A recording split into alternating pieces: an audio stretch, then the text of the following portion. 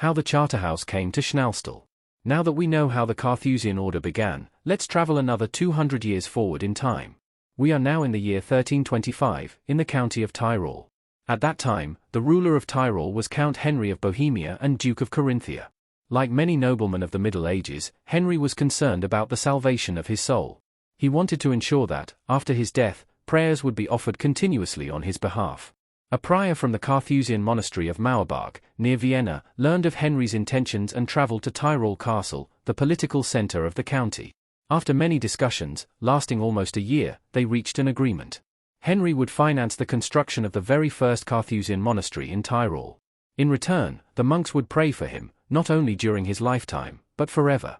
In fact, if Carthusian monks still lived here today, they would still be praying for Count Henry almost 700 years later. Choosing the perfect location.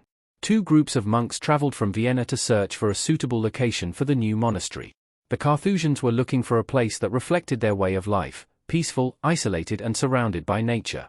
If you look towards the village of Allerengelberg, you can imagine a very different landscape. Around 1325, there was no church there. Instead, a castle stood on the hill. It served as Count Henry's summer residence and was supplied by two large farms nearby. At first, the castle seemed like an ideal location. But after careful consideration, the monks rejected it. For the Carthusians, it was too exposed and too vulnerable. A castle could easily attract soldiers, travelers, or even robber knights. They were searching for silence, not strategic importance. Instead, they chose the gentle hill where we are standing today. At that time, only a few small farms stood here. Everything else was open countryside. Construction soon began, and in 1332, the Charterhouse of Allerengelberg was officially inaugurated. A self-sufficient monastery.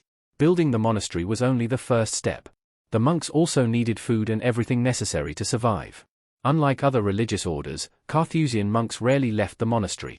Their daily routine consisted of prayer, reading, copying manuscripts, working in their gardens and contemplation.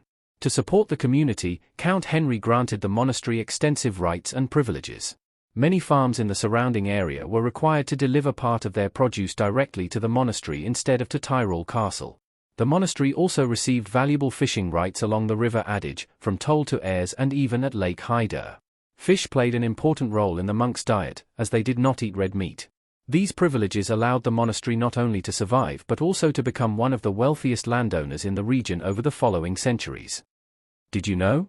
At its height, the Charterhouse of Allerengelberg owned around 20 farms both inside and outside the Schnalstal Valley.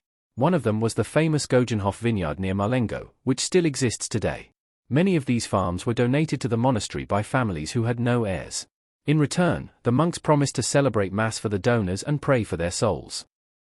Now that the monastery had been founded, the question was, what was everyday life actually like behind these walls? The answer may surprise you. The Carthusian monks spent almost their entire lives in silence and solitude. Let's continue and discover how one of the strictest monastic communities in Europe lived day after day.